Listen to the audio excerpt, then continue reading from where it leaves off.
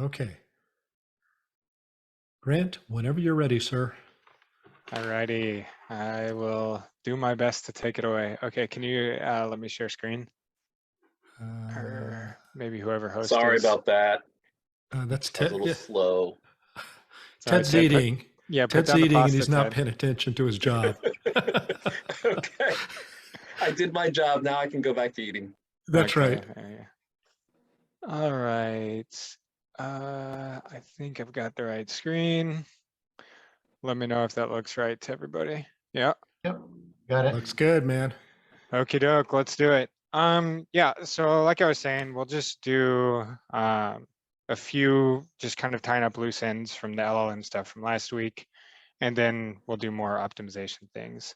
And I know we're already recording, and as always, thanks for hanging out with me while I talk about this stuff. So I appreciate the opportunity. And then already kind of discussed the agenda. So we'll do the reflection related papers, and I'll pretty much just kind of be clicking through those slides. We won't do too much detail. And then we'll briefly go over the data sets and the tests, just a couple of them, couple examples, and then we'll get into the kind of the meat stuff. All right, and again, so this paper was that React paper. And I think this was sort of the basis for the reflection paper that we went over. So I just kind of like clicked through and scrolled a little bit.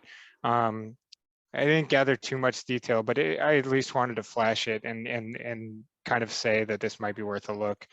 And then this little website that we kind of mentioned last time, this learn prompting thing, this portion, it's in this like advanced section, LLMs that can reason and act. So kind of clicked through and read some of these things. I thought this site was really good, so maybe worth a read. And one little snippet I liked was it says React system can be thought of miracle systems. Remember that from last time. It's the systems that have the LLMs in them, but also can use symbolic computation, right? They can like farm out to other things like plugins. With the added ability to reason about the actions they perform. So the React systems, they're the LLM plus the symbolic reasoning or like computation, but then they can also sort of do like a feedback loop and reason about the actions they perform. So that's kind of the idea there. Hey, Grant. Yeah. Is that Miracle? I guess I have to use the acronym correctly. Yeah. How different is the Miracle system than the what was the other one we talked about that could Toolformer? Toolformer, yeah. Is it just a variation, or? I think the miracle thing is probably just like the word that people are saying about it. So like here, MRKL systems are neurosymbolic computation. I'm not sure whether this specifically mentions the Toolformer, but I do think it's, yeah. Yeah, although they showed one is like using a calculator, right? So it's, yeah. I interpret it to be kind of this using the language model as one component, and then you kind of engineer in different pieces, sometimes different language models, sometimes different tools like calculator, et cetera. Yeah, okay, Yeah, I can see it.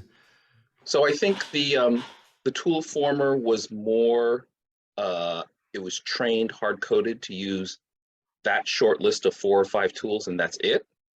And like React, Miracle, when you see people doing Auto GPT, that's using more in-context learning, where the tools available and their uses are included in the prompt, and it just needs to decide based on in context. I'm going to use the calculator because the description says good for math, and it needs to multiply 23 times 47. As opposed to Toolformer, they sort of hard-coded in the fine-tuning training when should you insert a token called use tool and blah de blah. Yeah. They kind of said, like you said, go call the calculator, and during the training phase. So when they were fine-tuning the model. Yeah. Okay. Is the difference though, in one case it's part of the prompt, in the other case it's been fine-tuned in? Yeah.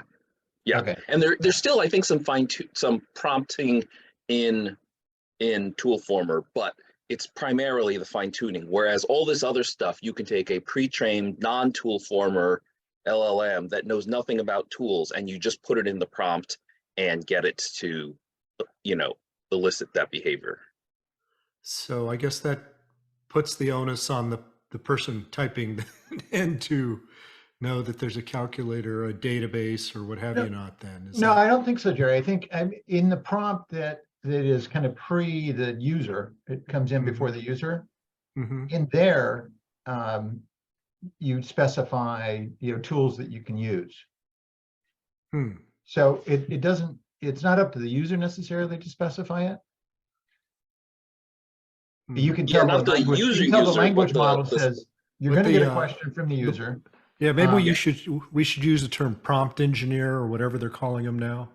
Yeah, it's the system user, the prompt engineer user, to Jerry's point, does need to have a system prompt that says, here's a list of tools and their uses. And then when you answer the user, use this format. Thought, colon, blah, blah, blah, blah, blah, blah, whatever, tool, colon. And so then when you see tool, colon, blah, blah, blah in the output stream, you as the, I don't know what to call it, but sort of the meta level, not the LLM itself, say, oh, I'm going to go and call the calculator with whatever string, it output. And then I'm going to paste the results into the prompt. So send it back to the next language turn. model. Yeah. So if we take these examples here, then we're seeing what is 100 times 100, and it's calling the calculator tool.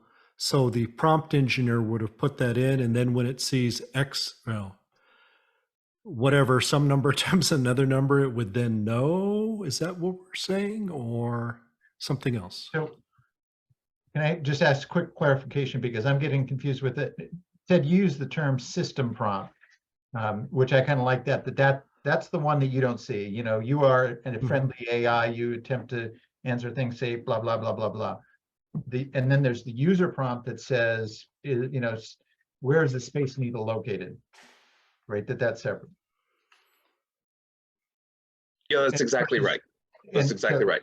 Yeah, so the user prompt here is what is 100 plus 100 question mark. And there's going to be a whole bunch of stuff prefixed to that you were talking about. That's the system prompt that says you are a helpful agent. You have tools available to you called this, that, and that. If you want to use the calculator, whatever, do this format, all caps, square bracket, whatever. Yeah. Okay. Does that work, Jerry? Yeah. Okay. Okay. I'm just trying to figure out where the dividing line is on it. That's all. Cool. And you probably just saw me pull up a text edit. So like while we go on like discussions like that, I may as well take some notes, send them out afterwards. And yeah, this stuff, Jerry, like, so you weren't here last week, but like after the tool former, we kind of went on that tangent of like models that can use tools and stuff. So this is kind of where that came from. Okay. Yeah. Apologize. No. I'm saying that's exactly the same page. Yeah. Yeah. Okay. Just trying to figure out what is. Okay. Please continue. And then, so then this is the reflection paper, right? Which is the one that I think Dave had posted in the chat. So we kind of looked through this reflection paper, and you can see here, this top part is the React. All right, so they just put this and then kind of looped in like a reflection thing to go in with the React. And again, I didn't look too detailed, so if anyone else has any thoughts, go for it. But I'm just gonna largely click through. Good to go? Or does anyone want it? Okay.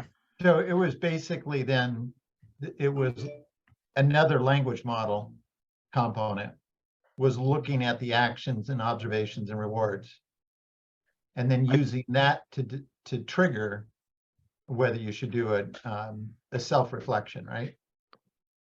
Yeah, I think so. And you just prompted it to the language model to self-reflect on what you've done, and that was the secret sauce, right? Yeah, just like almost like start and then kind of loop yourself kind of thing. Yeah. Do you have any details on this HPOT heuristic? Because everything is going into that and then goes into LLM. So no. Does it do any magic there?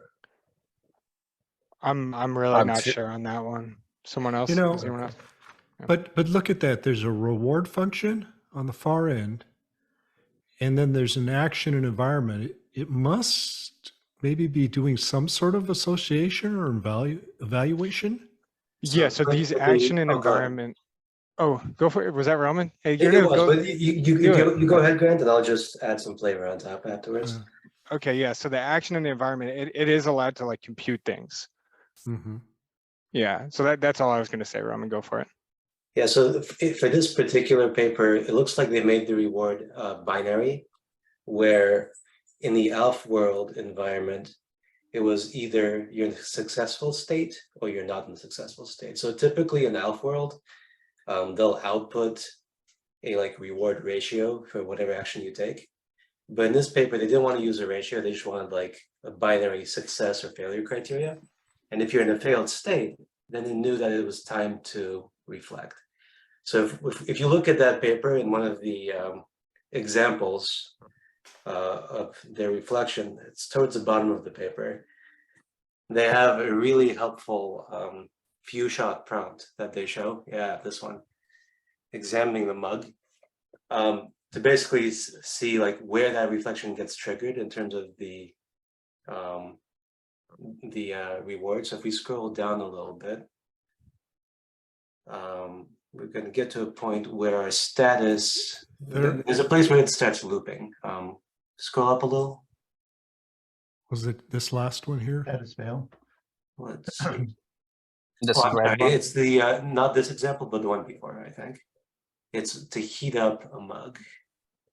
There's an activity where they heat a mug up on a stovetop burner. Oh, this. Mug. And what happens is the agent gets into a loop. It's like, oh, I found a burner number 1. It's got a pan on it. I look at the burner. It's got a pan on it. I look at the burner. It keeps looking at that burner, but never puts the mug on top. And so there it is, figure 4, maybe. Let's see. Failed due to inefficient planning. I don't think that's the example. Okay. But in any case, so when it gets into like a basically a failure state after it tries a bunch of stuff and just like goes in the loop, now we have a reward of 0. It's like, oh yeah, you failed, you don't get anything. And when the reward is 0, then it's time to like schedule that reflection task and go, okay, what did I do wrong? And in the few shot prompt, I think what's doing to that secondary model, that reflect LLM, is it's kind of telling it what to think. It's teaching it what to think by giving the actual reflection answer that it should be asking itself. And then that gets fed back, I believe, to the original React model. Your mug, I think, was in the appendix section, page 14, if you're interested in that. Ah, nice. Thank you. You see yeah, this one. You see a pan, you see a pan, you see a pan. Yeah. That's on. Yeah. Yeah, so you guys see that status fail? So yeah, what they were doing was like, okay, so in ALFWorld, we don't care what the reward ratio is for examining the stove burner, I just want to see what's the world state, and the status is fail, so the reward is 0. So is ALFWorld like just a quest type thing? Is that what this is? It looks pretty questy. Grant, do you have a link that you can pull that up? It's actually pretty interesting. Yeah, I've never heard of that particular one. I hadn't heard of this before either, and it's really kind of cool. So it looks to me like it's basically building a world with just like language. And if someone else knows more about this, then please jump in. Yeah, it wasn't clear which came first. Is there a world and it's just describing it in a text, or or did the text come first and it describes it draws the world? I don't know, but yeah. I think this is basically all it's given. Something like this is like describing the world, and then it says your task is to do this, and then you have to like do these options or something. And then I don't think this is part of the data set, but this is like just a rendering. Because it says the aligned if you go back, it says the aligned environments allow agent division. I got the impression it was, and Roman, maybe you know more about this ALFWorld thing, but I got the impression it was set up to be training like virtual robots in this virtual world to do things. And then using the text here as an interface to the language models. And I'm not familiar. I actually just learned about all of this about 20 minutes ago. Okay. Including the reflection paper. Yeah. Oh. Very nicely done. Yeah, I'm impressed. Yeah. So Roger, just looking at the caption under where it says ALFWorld, aligning text and embodied environments. So I don't know this either, other than like the references in these language papers, but it looks like it was originally created because they wanted to do multimodal, where they had the embodied environment that you could use computer vision on and the text that you could use. Right.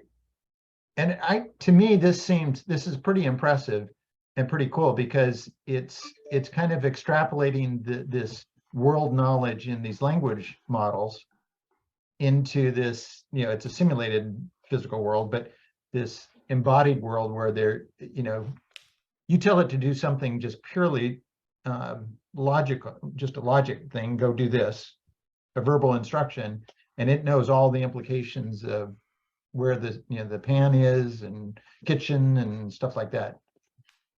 It seems like a real enabling technology. So anyhow, it might be another interesting paper in the future. Yeah, yeah, absolutely. And I thought one more thing that you all might be interested in is it uses the word low-level actuation. And if you watch this, it's basically like, okay, go, you turn right. It's like it's almost like the procedures need to be like very low-level things. You can't just say like grab the watch and put it somewhere else. You have to be like, okay, look here. Is it there? No. Look down. Is it there? But and so on, right? Yeah. Which is, I guess, like the idea would be that's what a robot would need or something. I really like what Dave put in the chat, if you guys can see that. What's so that?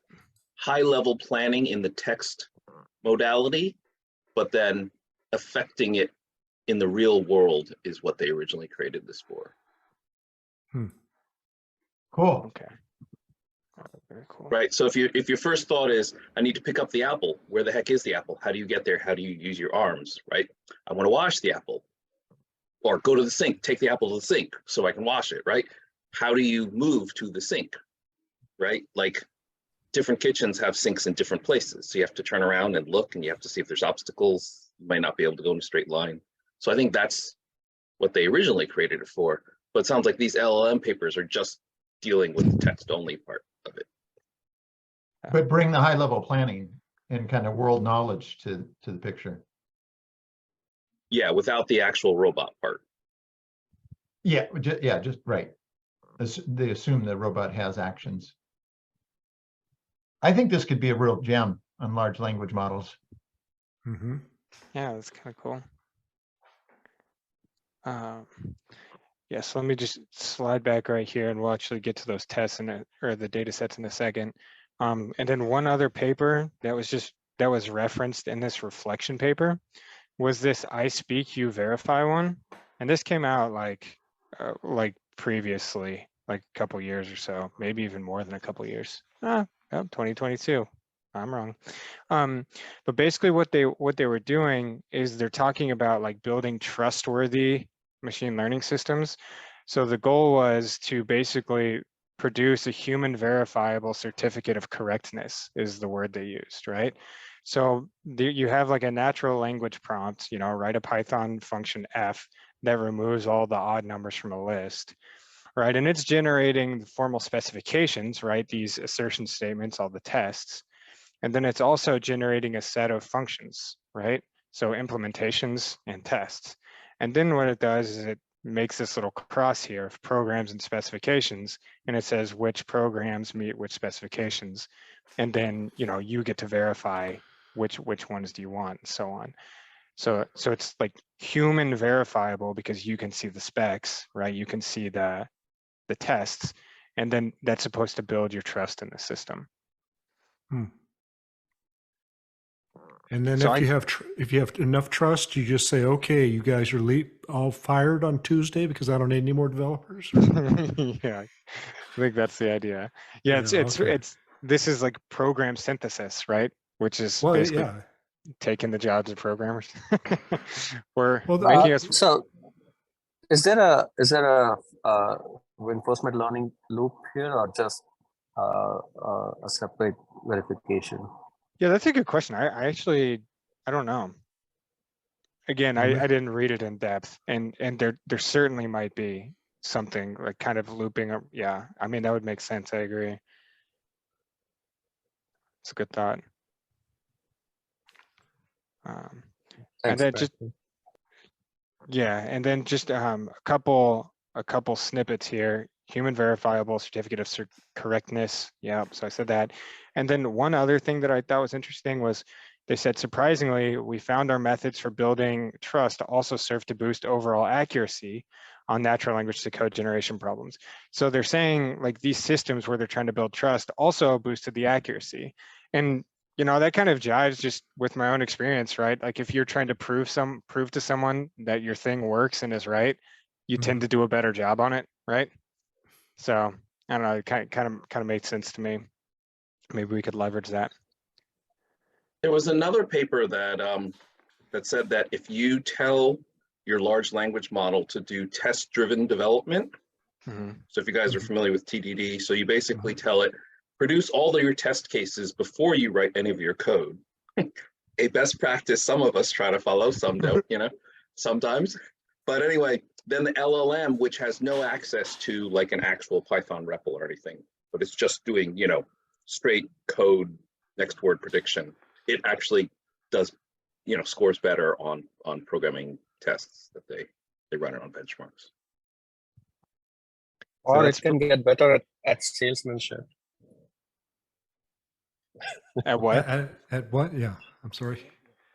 I don't know what's the right word, but salesmanship, you know, like selling it. Oh, selling it. Yeah. Get what you're going with that, dude. Trust me, it's right, kind of thing, right? Yeah. No. It's like what were those? You know, LL complete programs or whatever. You know, I couldn't figure it out, but neither could these bright guys over here. So it must be correct or something like that. Nice, like it. And then yeah, so those are kind of just the brief whirlwind of those papers. And in looking at the tests, so this is exactly what we're all talking about. So this set of tests right here, MBPP, mostly basic Python problems. So what I think they do is they give you like, where is an example? I think I made an example here. Yeah, so they'll give you like this doc string or like this instruction, right? And I can't remember whether or not they give you the assertion statements, but they like each element of the data set comes with 3 assertion statements. And then the goal is for the system, whatever LLM you're trying to measure its performance, it's supposed to write the code and see if it passes all the tests. Right? So it's kind of cool. Yeah. So this, and the reason I bring this up is, you know, of course, some of these things that we've been talking about so far, like for example, the reflection paper was tested on that, and you know, some of these other ones are tested on these types of data sets, right? Yeah. So Grant, I wasn't quite clear. Yeah. Does the model get to see the asserts, or those are hidden? I can't remember, but okay. I think that's maybe a little bit right. It definitely sees this. And whether it sees the asserts or not, it's kind of like what you're talking about, TDD, right? You know, if it sees them, it's TDD. If it doesn't, it's not, right? Okay, fair enough. Yeah, and then so this one is sort of similar. This HumanEval data set is also code, and so what it does is it gives you the function signature, like the name of the function, the arguments and stuff, and it also gives you the doc string, and then it says fill in the implementation, right? So it's basically similar type of deal.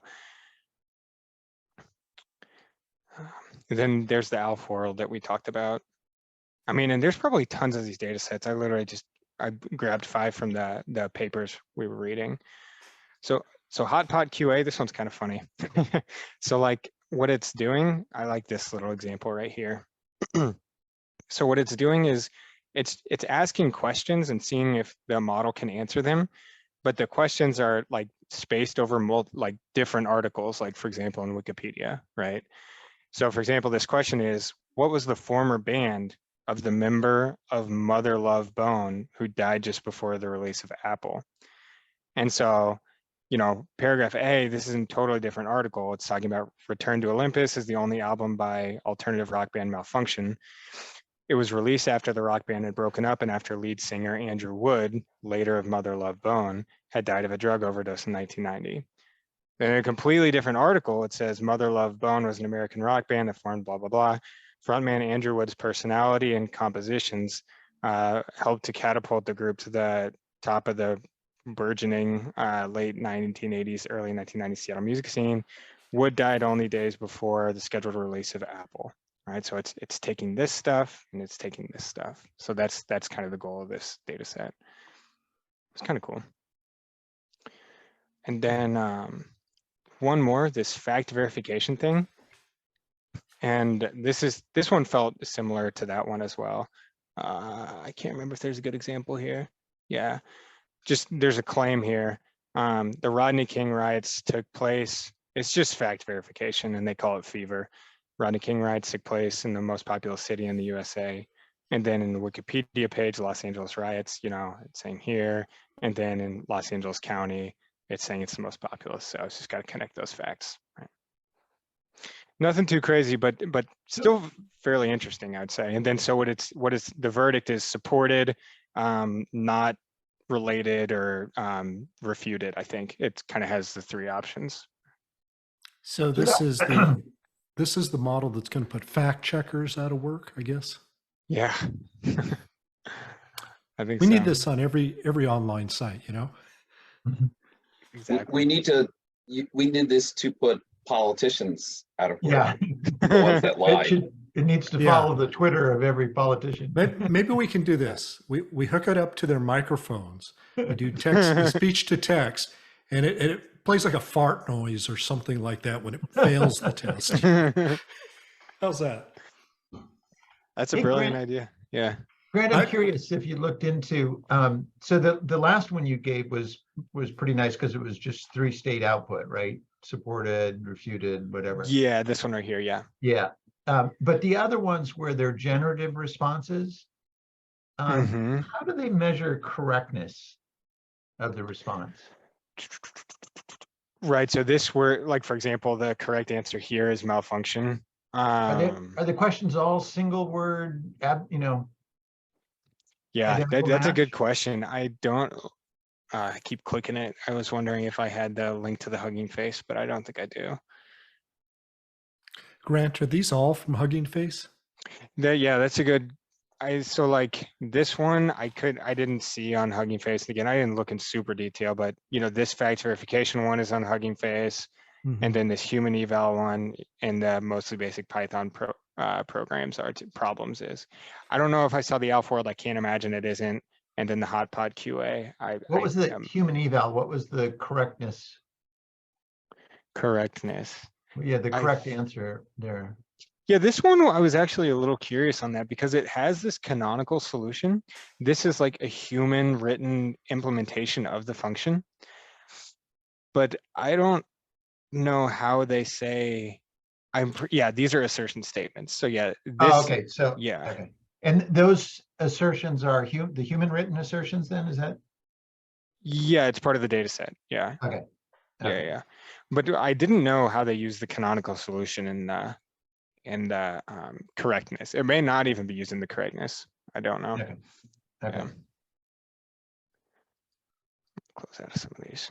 Maybe it's just to help you if you're using the benchmark to be able to understand the answers. Because like, what if you're not a Python programmer and you just want to run the benchmark? You know, like, right. I don't know. Maybe just like a usability thing, right? Yeah. Or to prove that this problem has like a short solution or a long solution or. Yeah. That it is mostly basic.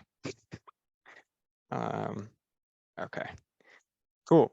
I think that's all I had on the data sets. Any other thoughts on those or the papers we kind of flew through? They all look very interesting. I don't expect you to have the answer, but I'm wondering for the ALFWorld if, once again, how you verify the answers. I'm wondering if you have to actually like be running this ALFWorld environment in order to test to see if the answer is correct. Right, because otherwise, how would it know that the LLM had said, okay, look over here, grab this drawer? Yeah, I don't know. Yeah, and it could word it slightly differently, right? Instead Sure, of, yeah. I don't know, open the drawer, it might say, pull the drawer open. I don't know. Right.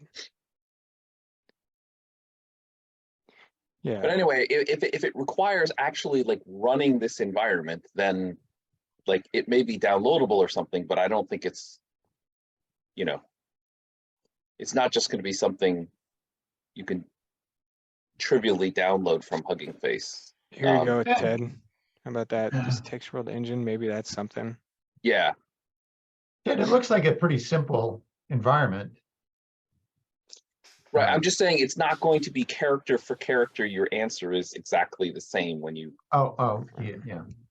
You know. But so yeah, and then if they're really nice, then they create a Hugging Face space. Yeah. And put that engine on there, and then you can use that. Honestly, they probably have it. Who knows? Yeah. And it looks like it's on GitHub. You can probably download it from there. Yeah. All right. Thanks, Grant. Yeah. No, thanks for the thoughts. Okie doke. So now we are on to the section called theoretical stuff. So I'd kind of been poking around in some gradient descent things, and that's kind of what I want to start with talking about. And I think it's goofy to put quotes in these, but I did it anyway. This is from Paul Holmos. He says, "Don't just read it, fight it." He's a mathematician.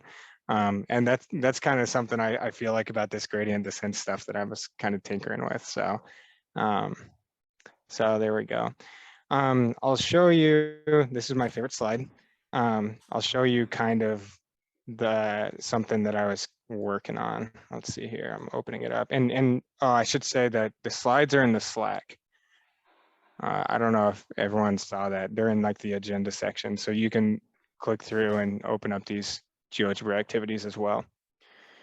But yeah, so I was messing around with gradient descent, and I feel like I'm kind of interested in changing the step size and like not just using like the learning rate, but actually the step size itself. So what gradient descent does, and I'll explain what this is, but this is just an example of a different algorithm, right? So let's say you're here and you're gradient descent, right? You're initialized here. What gradient descent will do is it will compute the gradient, right? Or the slope, you can think of it as, right? And so what I did was I drew a little circle around the point of magnitude of that slope, right? Okay, and now what gradient descent will do is it will step in the domain or in weight space, the length of that slope, scaled by a learning rate, but work with me for a second. So it's over here. This is where gradient descent says to go in the domain. And if you evaluate the function over there, you go up here. Right? Is that cool with everybody? Mm-hmm. Go ahead, Ted. I see a question. Sorry, you lost me in terms of this step size in the domain versus along the gradient. I'm assuming we're going to the point along the gradient that's down and to the left, not straight to the left. Well, actually, gradient descent says to go here. So gradient descent, what it will do is it'll compute the slope or the gradient, right? And it'll say step in the domain. It'll say step in weight space equal to the gradient, right? I think you need to multiply that by the learning rate as well. Of course, yeah. You multiply it by the learning rate, but yeah. No, that's not right, Grant. Because then you would move that far to the left regardless of what the gradient is, and you don't always move the same amount regardless of what the gradient is. You have to multiply it by the gradient. I mean, that's exactly what I'm saying. So if this changes, the radius of the circle changes. Because the Radius. gradient is bigger up here. The gradient is smaller down here.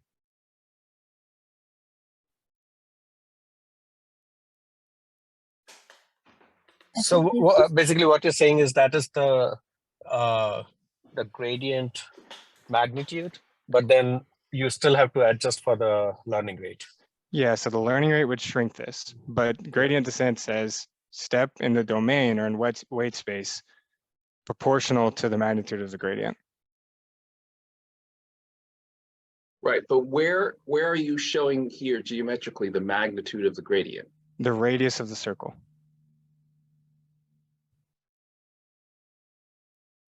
And by domain, I think that refers to the specific dimension in this case. So the reason it's horizontal, the reason it's horizontal is because of the x-axis. So which should be actually the projection of the gradient on the x-axis, or this is just the x-axis gradient, or a partial differential with respect to x-axis. Because both of those will be different, right? So you still need to take the partial differential with respect to the x domain. If it's just one dimension, it's the same thing, right? Yeah. So in this chart, you have one parameter which is on the x-axis. Yep, we've got one weight or bias, whatever you want to call it. Your loss is the green curve. Yep. Okay. And then you were doing something, and I could see the picture, but it looked to me sort of like you were zooming in and out, and I don't. No, I was just moving your initialization point. Oh, okay. So what I can't tell, because it's also shifting the picture, I can't tell if the circle is actually changing or not as you move that. Big, small. Just proportional, isn't it? It's proportional to the gradient. That's exactly right. It's actually, the radius is equal to the gradient, the magnitude of the gradient. Mm-hmm. Okay, got it. This is basically showing that it's kind of like your losses versus your learning rate. So it's okay. What's that? Now I just recall that. So for gradient descent, that we are multiplying the gradient, and I think we are multiplying the gradient with the step size and the learning rate. So and to update the function so that ultimately we can achieve the lowest point of the loss function, which is 0. Yeah. So, multiply the gradient by the learning rate gives you the step size, right? Oh yeah. Yep. So that's what this is doing. So this delta right here is the gradient. You multiply it by some learning rate, that's fine. But that would give you the step size, aka the change in the domain or the weight. Correct? Is everyone with me now? Mm-hmm. Yeah, I'm with you. There's just no geometric way for me to see that the size of the circle equals the slope. Well, okay. There is a way I can turn on the drawings if you want. I can turn on the other. Let's see here. Can you just take my word for it? No, I do. Now okay. I get it. But I'm just saying that was why I was having difficulty, because you're saying the circle is the size, the radius equals the slope, but there's just nothing visually that tells me that that's the case. Yeah. Okay. So this right here is where gradient descent would say if our learning rate is 1, that's fine. But so another way that I think would be interesting to try is, instead of stepping in your domain that distance, what if you step along the tangent that distance? Right? So this right here, the circle, the gradient descent says to step over here in your domain. But what I think is a more stable way to do it is to say, okay, you have this approximation, just step along your approximation that far. Right? And now use this new X value as your approximation. All right. You feed this new X value or your weight value into your function, and now here you are. So really all you're doing is applying a sine function to your gradient. It's a trigonometric, yeah. Or cosine, actually. I'll show it on the next slide, but yeah. Okay. Yeah. And so to me, go ahead. No, I was gonna say, so it's gonna be monotonic with your gradient. It's just you're scaling it in a nonlinear way. Yep.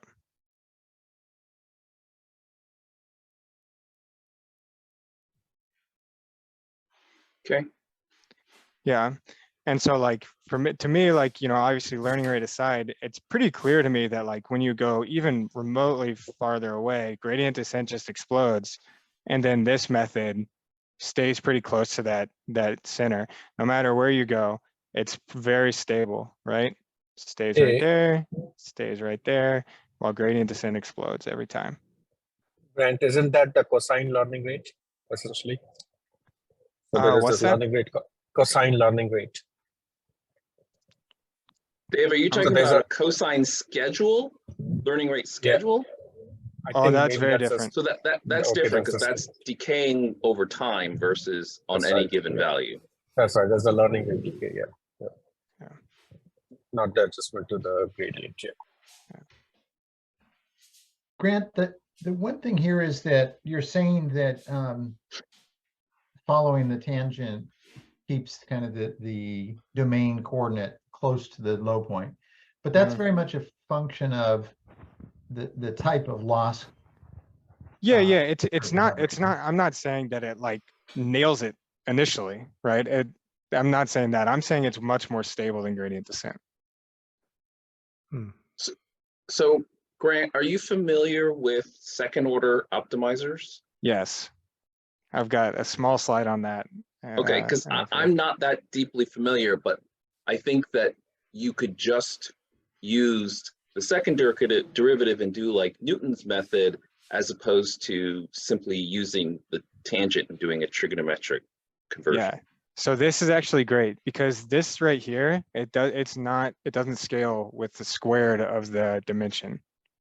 Whereas Newton's method things, you can't really do them in machine learning because it's n squared and the number of parameters you have. Because the Hessian is squared. That's why no one does them. There's another second order approximation called the low memory BFGS method that I think some people use, but it's not really used in practice, I don't think, as much. People pretty much just stick to gradient descent. Yeah, no, I mean, the thing that you're assuming with this, obviously, for purpose of illustration, you can only have a very simple loss curve, but you're assuming something like a convex, somewhat predictable loss curve. And I think in deep learning, what we assume is that it is a non-convex, multi-modal, highly irregular loss surface. And that's why we use these really small learning rates, these really small step sizes, because basically we don't trust the gradient coming from our mini batch to be highly accurate. Like you're assuming that this gradient is in fact accurate. I'm saying this method makes less of that assumption than gradient descent does. But I'm saying that we're not, see, like whether you do a good step or a bad step assumes that the gradient itself is accurate. But if your gradient is based on a very small batch sample and it's a bogus gradient, it doesn't really matter whether you make a slightly smaller or bigger step, perhaps, because ultimately you're kind of wandering around, but over time you're going to end up in the same general direction. Okay. Yeah, I mean, so there are two things, right? So that for these optimizers, so one is, of course, there's this learning rate, which is heuristic in itself. So the chances that you will go along in the opposite direction are reduced because of the lower learning rate to begin with, right? So the step size is contained in many ways because of that. But then there are these other tricks that people have learned over time, including the momentum in a specific direction for each direction weight updates, dimensions weight updates, and momentum is basically a change of gradient as you were walking through previous steps as well. And then what's this other thing? Weight decay included in there. as well, right? So, I mean, in some ways, I hear you what you're saying, but Greg, have you found any work which compared this with the typically used optimizers? No, I've never seen anything about it, which is why I'm talking about it. Because I think it's interesting and it might work. And I think it has some good theoretical guarantees as well. I probably may not understand Ted's discussion very well, but like, wasn't it just like Newton's method? This? Yeah, like you are not only using the function itself, but also using the first gradient to as approximation. Yeah. So the key with Newton's method is that they use second order approximations, and this does not use second order approximations. This is much more similar to gradient descent than it is to Newton's method.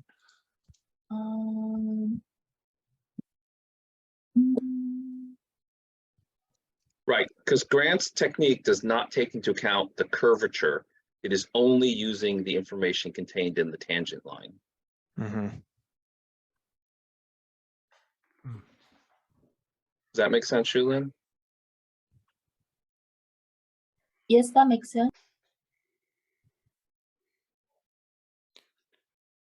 I will say one thing that kind of makes sense about Grant's approach here is if you look at it from a simple parabolic perspective like this, it seems strange that when you're doing gradient descent, you take a big step when it's really steep, because it seems like it's going to make a big change in the loss. That's exactly right. And then you make a smaller step when it's really flat, which kind of doesn't make sense because it doesn't change much. It's by definition. So you kind of inverted it almost here, Grant. Yes, so that was actually something I was thinking about, is I kind of wanted to invert it, but the beauty of this method is that if you actually invert it, it starts blowing up when the slope gets to 0. But this one still stays at a small step size when the slope is 0. So it sort of inverts Well, it like in the always a small step size then, or when is it a big step? Yeah, so that's actually one of the theoretical guarantees. It's relative. Well, yeah, so there actually is an answer to that. So down here it is small, right? Because the gradient is small. So when the gradient is small, it's actually very similar to gradient descent. When the gradient is big is when it's very different from gradient descent, right? And the reason that happens is because gradient descent, its step size is proportional to the magnitude of the gradient. But in this method, the step size is in the weight space is always less than or equal to 1. It's always less than 1. It can't be greater than 1. So it is literally never unstable. It can never blow up. Yeah, so Roger, to your question, so if you use some of those momentum-based breaks, so even if the gradient is closer to 0 on a saddle point, with the momentum at which you reach that point, it is possible that it will continue to cross over that saddle and maybe find another lost, another portion of the lost surface where it can find another minima, right? Mm-hmm. Possibly the global minima or another local minima.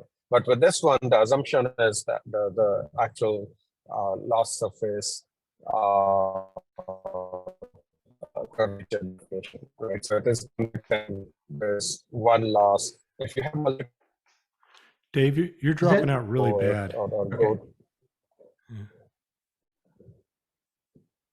Yeah, Dave, your audio was good, but recently it just started breaking up.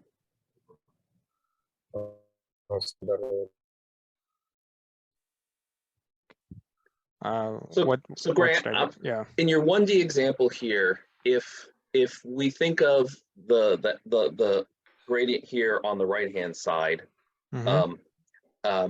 making an angle theta with the x-axis. Sure. In gradient descent, we're using tangent theta, and you're proposing to use sine theta instead. Do you want me to just go? I can just go to the drawing if you want. Yeah. Sorry, if you've got more. No, so this is like the math of it. This is the equation, right? So what gradient descent will do is it takes a step over here. So this is the x direction. This is in weight space, right? And this would be, it's actually the gradient, but it's also the magnitude of the gradient, right? And then this down here is the magnitude of the gradient squared. Okay, and so now if you, basically what this method does is it says, okay, instead of going over this gradient, go like, take this and like rotate it here and see where this cuts off. So in the picture, right, this is where that circle was. It goes right along through here, right? I'm sorry, you need to do a little more explaining. In this diagram, where is the loss? Where's the gradient? Okay, so let's say we're right here. Yeah. Where's the gradient? I need to see a tangent line. Okay, I'm working on it. Okay, let's say we're here, Yeah. and the curve looks like this. Patience, Ted. Yeah, the curve looks like this. This line, this white line, is the tangent approximation, right? So just like the picture, right? Let's say we're here, curve looks like this, and we've got the straight line. So the red line, or where red and green overlap? Red, green, and white all overlap. Yep. Yeah. So that's the gradient line. Yep. That's the tangent approximation. Yep. Okay. And so now gradient descent would say step over the distance of this, scaled by the learning rate, but like this, right? Right, but you haven't shown geometrically what that magnitude is. I mean, that's just what gradient descent says to do. I mean, it's this magnitude here. Right.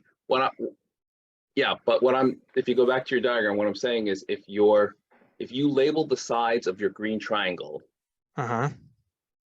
Okay. So right now you have an A on the bottom, but you don't have the delta others labeled. W. What?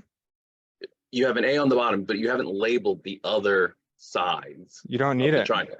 No, I'm trying to explain to you an alternate way of looking at it. If you label the other sides, so if the vertical side you labeled, I don't know,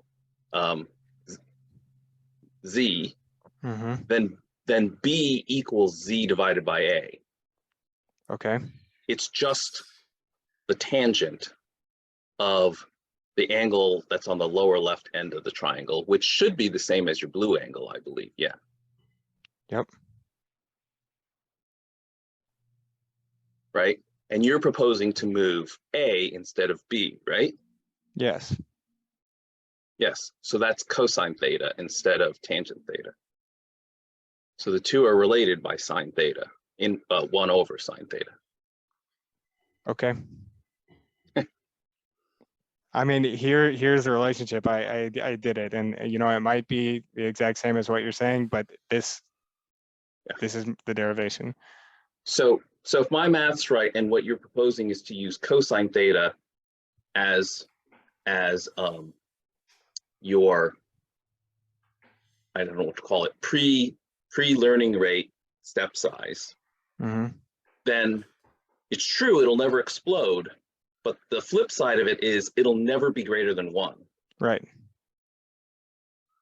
And so I think one problem is that using this early, you could actually cause it to converge very slowly. Yep, that's possible. Well, the other thing that I was saying, I don't know if people were able to hear me earlier, is it will be stuck with the first minima it finds. It'll be stuck what, Dave? With the first minima that it finds. So it may be a local minima, may not be a global minima. I mean, it has the same property there as gradient descent does, right? And haven't we seen that in the loss surfaces that it won't get stuck at a local minima anyway? No, so so let's say if you use momentum, right? So you were falling down really fast. This is kind of independent of momentum or not. Like you can still use this with momentum. This is just like the step size of the gradient descent part of it, right? You know what I mean? Like you could use this with momentum or RMS prop. It would work. It would still work the same. I see what you're saying. So, so if you were coming from like in your surface, so I see. So you may still want to use momentum or whatever other tricks there are along with the step size determination. Yeah. So as you said earlier, Grant, when you're near a minima, when the gradient is close to zero, the angle's close to zero, then the two of them are very close in value. So it's not going to change the behavior near a minima. It just changes the behavior far away. And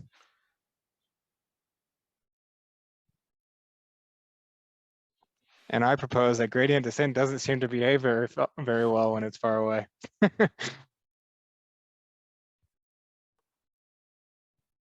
I have a question, Grant. Yeah, go for it, Dustin. How's it going? It's going all right. How about yourself? Good. Living the dream. Well, I was just wondering if you had conducted any simulation studies with this new idea. No, I haven't. I have a couple more GeoGebra things that'll kind of show examples of what it looks like. But I just haven't had the time to implement it. I think it would be super easy. Like here, Yeah, like here's the math, right? This is the step size. You just need to compute this, you know? Generate a bunch of arbitrary curves and shapes and Yeah. there. I mean, yeah, and there are like optimization test functions. I'm pretty sure there's a Wikipedia page on it. Test functions for optimization. Yeah, like all of these. Like we could test it on some of these things and just see what happens. Or we could test it on a neural network, you know? No, that'd be cool. I was just wondering if you were going to get to that later or not, because I'd be interested to see. Yeah, no, I haven't like implemented it in code yet, but you're right. I do want to. Yeah. Yeah, no, I think it's an interesting idea. And I mean, one of the things you have to think about is that the learning rate you would use for this optimizer is not necessarily the same learning rate you would use for gradient descent. So you can't completely apples to apples, you know. Yeah, and I think that's fine. In fact, in this one, you technically don't even need a learning rate, right? No, you definitely want a learning rate. I mean, you could certainly use one, but it won't blow up. So you don't need one. At the very worst case scenario, it'll oscillate. Well, then wouldn't you want a big learning rate? Yeah. Yeah, you'd want Yeah, you could use a big learning rate at the beginning to like give it oomph or something if you wanted it. Yeah.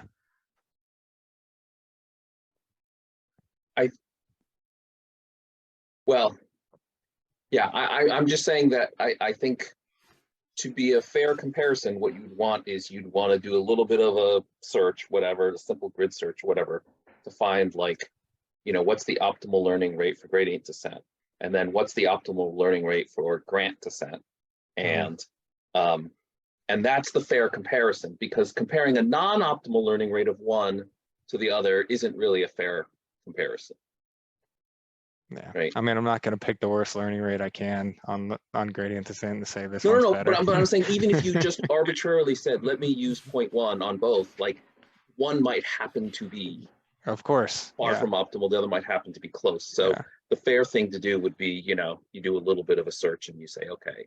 Yeah. Yep. All right. So I kind of go ahead. Yeah. Well, I was just going to say then then another step is to take a look at this in a higher dimensional space. That's the very next thing I was going to click on. You're right on it, Roger. I want to ask one question. So yeah, what's the difference between this one and FISTA? Can you say it one more time?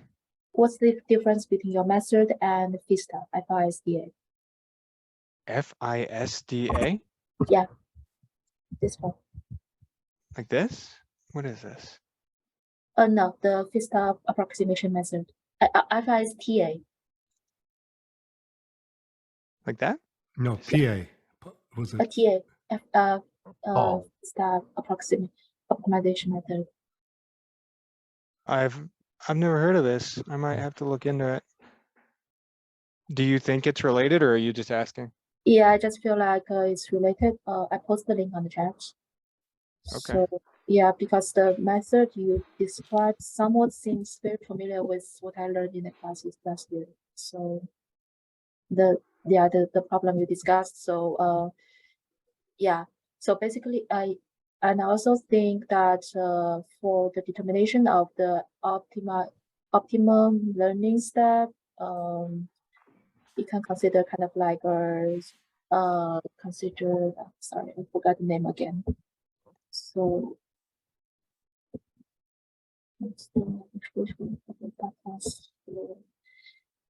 yeah, It's the yeah, it's called strong convexity. So that sounds like a second order method, probably. No, it's a first order method. Really? Yeah. So strong convexity, it means that if you are sure that the your derivative is smaller than something, like then you can kind of like determine your optimized learning rate by your. So I think there is that. Yep.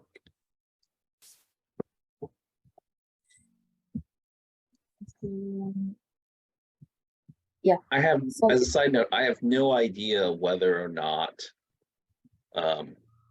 people in deep learning think that the loss function, you know, changes steepness very quickly, or if it changes it more gradually. I don't. There is ways to kind of like gradually adapt the learning rate. So that method definitely exists, but it depending on what's your kind of like first order derivative. I think it's Vista or ADMM, but I think it's Vista. And after Vista, the people develop the ADMM that's kind of like approximate like functions. So, but I think the learning method. I think this, yeah, the learning. I think there's lots of discussions on like gradient methods rather than just gradient method. There are lots of like approximation methods. Yeah. Interesting. I might have to look into some of those.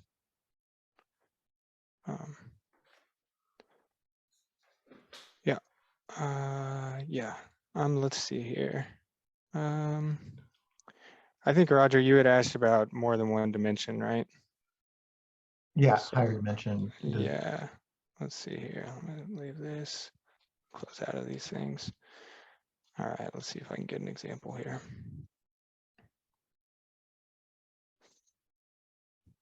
All right.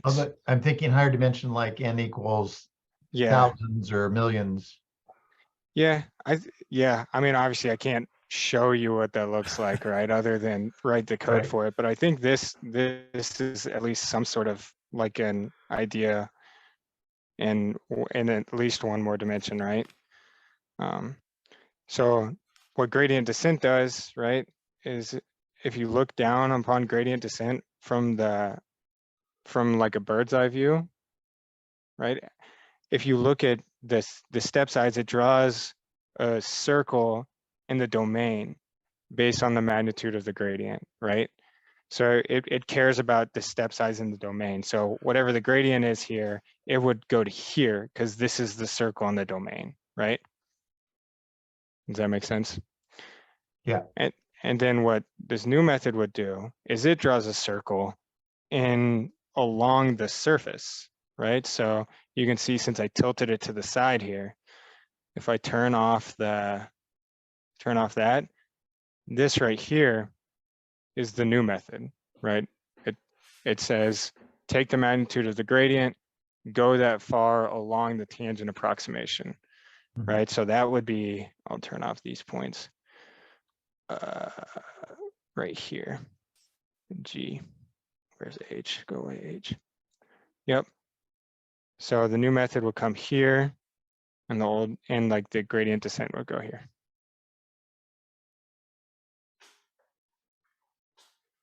I see some thinking faces. I'm not getting an intuition of how higher dimensionality is affecting it from that. Well, it would still, in both cases, it goes in the same direction, right?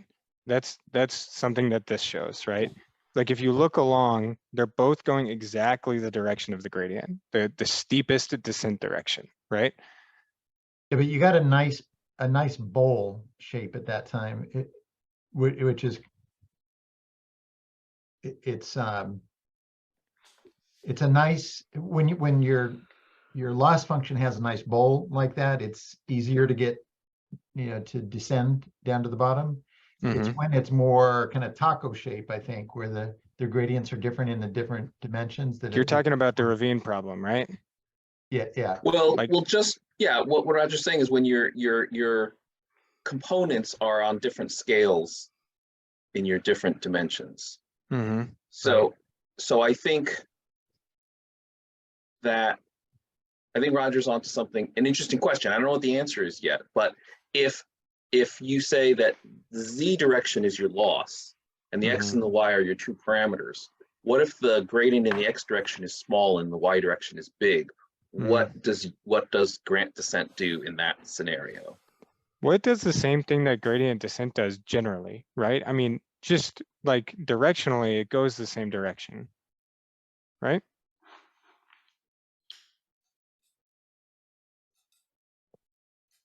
I mean, like that, Grant, by the way. This is the standard Grant descent method. Yeah, exactly. I'm just wondering whether there's a funny interaction between the throttling of large gradients if in a different dimension it has a small gradient. It would just go down the direction of the big gradient, but it would be throttled by 1 times whatever learning rate you use. Like it wouldn't be able to step further than 1.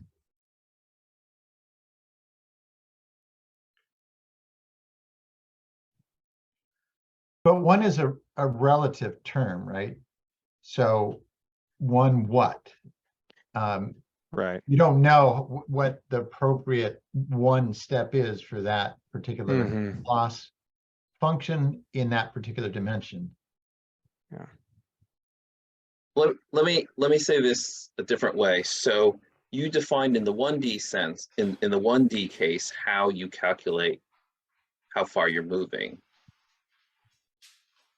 Are you gonna, what's the methodology in the multi-dimensional case? You're just talking about this slide back here? This one? Well, no, even the one before that, where you just in the 1D case you said, So here you say we're going to move.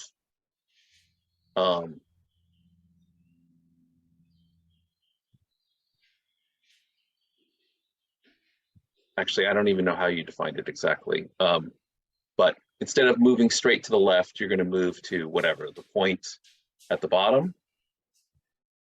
I think it's right. You move the same distance, but you move it down the gradient instead of in the domain space, horizontal. Instead of horizontal, you go along the tangent.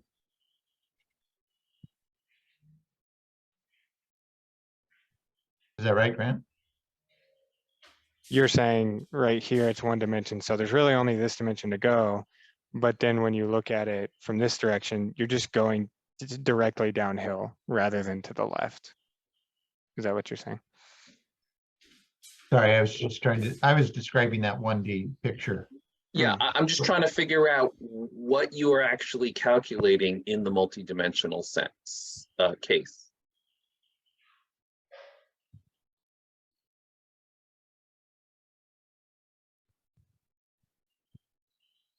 Are you using,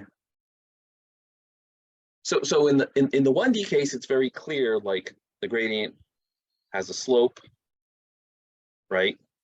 That's what you set the circle size to be equal to. But in the multidimensional case, I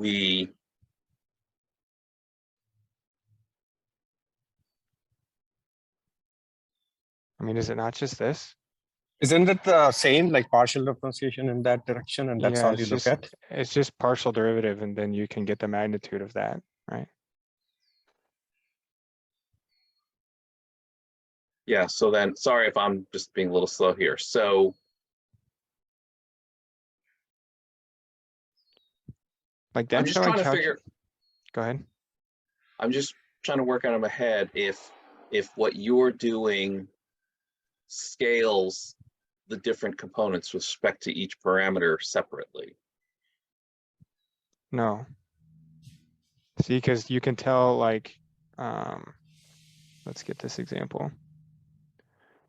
Basically what happens is you can see here, This thing right here, this is just a scaling factor. This right here is a scalar. This is a number. And this right here is the gradient vector.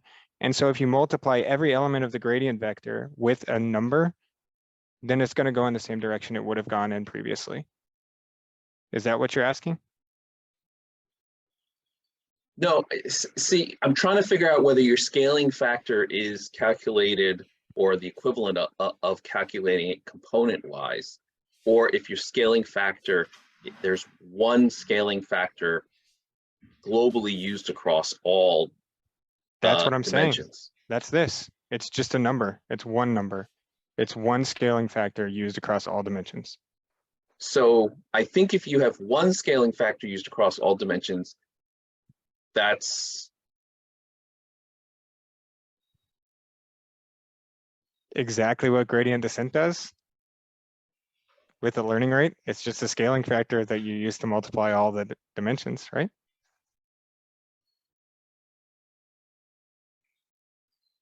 Yeah, but aside from the learning rate, gradient descent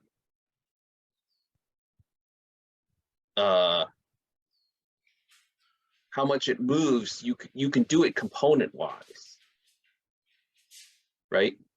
So if I don't even know if I have X and Y as my two parameters, I can calculate what my gradient in the X direction is without even knowing what the gradient is in the Y direction. Yeah, that's a good question. And the answer, I think, is answered in this one. Because that's kind of the approach that like Adam takes, right? Where every parameter is, you pick up momentum and scale on every parameter. Right. Yes. And so I think in deep learning, we tend to like it when the parameters are scaled independently versus together.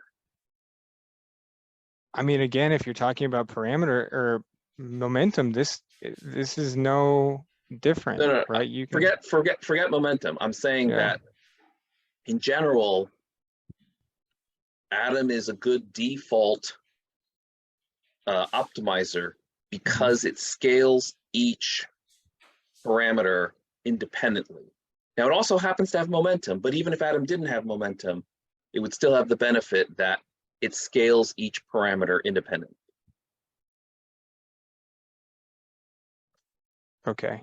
I mean, hey Grant, can I make a point? So we got about 10 minutes left in the hour. How are we doing on your list? Well, I mean, this is the biggest thing that I wanted to talk about. I didn't know it would go quite this long, but I did think it would go long. Okay. So I mean, I'm happy with basically only doing this. If I mean, I can like flip through the rest of the slides on the gradient descent stuff, but I did sort of think that this would be the biggest thing. Okay. Good looking out though.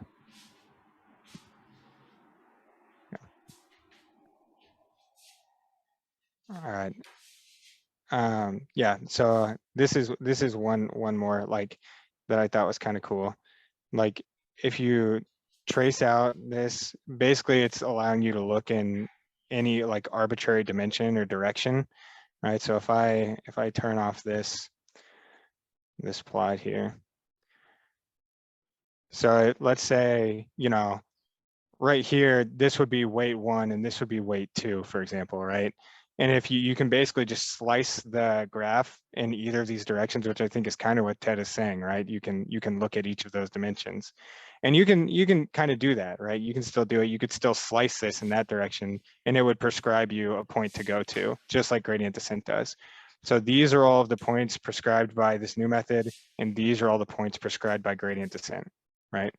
And as you can see, you know, if you slice along and just look at this parameter or just look at this parameter, you know, the point you go to is a little bit different, which is part of the goal, but it does give you a point nonetheless.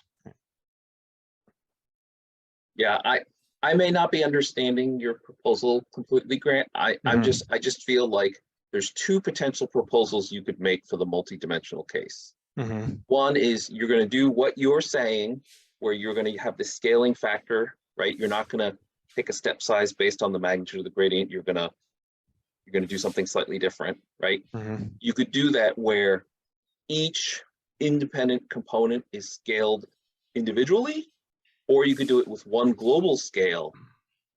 In the first case, you could calculate each partial derivative for each weight independently and scale them independently. In the second case, you need to know all the other gradients, right, in order to calculate the global scale, in order to calculate any of the individual ones. And I think you're going to get quite different results in the case where some gradients are big and some are small. I'm not even sure which is better. I'm just saying I think you're going to get very different results in the case that, you know, parameter 1 has a 0.01 gradient and parameter 2 has a 10 gradient. Okay, I think I think I understand what you're saying, and I think that's like this thing that that's the small piece that I'm missing. I couldn't really put my finger on exactly what it was, but I think that's like part of it there. Yeah. So, and Roger's the one who really brought this up, and I think I'm just chasing the initial thought. But if you flip from using a global scaling factor to per parameter scaling factors, I think you get that rotational invariance. And actually, Ted, I think my comment was partly addressed by what you just said, but the other aspect is when you get into higher dimension, you know, the space doesn't look like these nice curves that we're seeing right now. What does a high dimensional loss surface look like, and how does this type of step size change behavior in that different complex loss surface? And it may be good. I mean, if we found something that you could have a high learning rate that wouldn't overshoot, and then would follow those valleys. What do they call them? The long connectors between the lows? Oh, I can't remember. Valleys or something? Or? Saddle. Oh, no. No, there was a different term they used for it last time we were talking about that. But they could go in the right direction when a lot of the gradients are zero, but was able to go follow that, you know, that low point along, that channel along. That might be interesting, but I think it's important to push it up into that higher dimensional space to see if it has benefit. Because unless you're, granted, it depends on what your application is. If you're trying to come up with an optimizer for some, you know, financial equation that's fairly low dimensionality, then that's one thing. But if you're thinking about it from a neural net perspective, it might really just change the game when it gets into high dimension. Yeah, so to Roger's point, if you look in like 3, 4, 5, 6 dimensions, let's say you had normally distributed gradients for each of the 3, 4, 5, 6 dimensions, okay? The Euclidean norm of the overall gradient is going to look somewhat normally distributed. When you go to high dimensions, if you go to 20, 100, 1,000 dimensions, and you look at the norm of those individually nice, like, you know, unit Gaussian distributed gradients, what you'll see is this massively spiked distribution where almost all the norms are very similar. And so that would cause a problem, I think, for a global scaling factor, because your global scaling factor is going to almost be a constant, because that's the distribution of the global norms. Does that make sense? Yeah.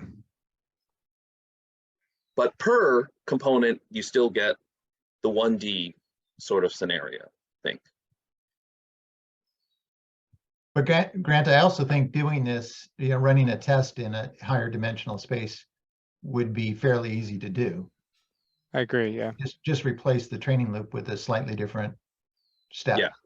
100's not that big for a modern computer or GPU at all. Yeah.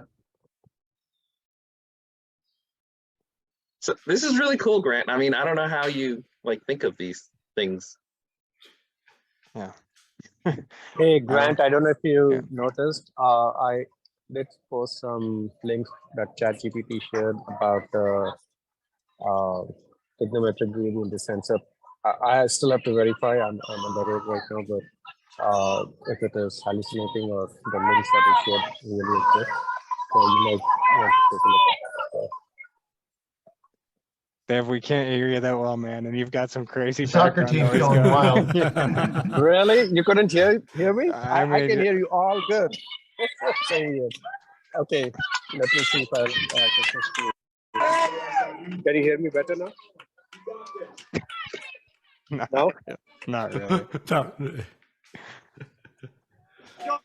Okay, well, we heard that you put a link in the chat though, and is ChatGPT, and we can verify. But yeah, it's for me it's 9:58. So yeah, I don't know. What do you think? Should we kind of just call it? I feel like we're at a sort of a stopping place. Yeah. Yeah, I think that's good. Okay. Yeah. Whoever's got the record button. I will hit the record button now.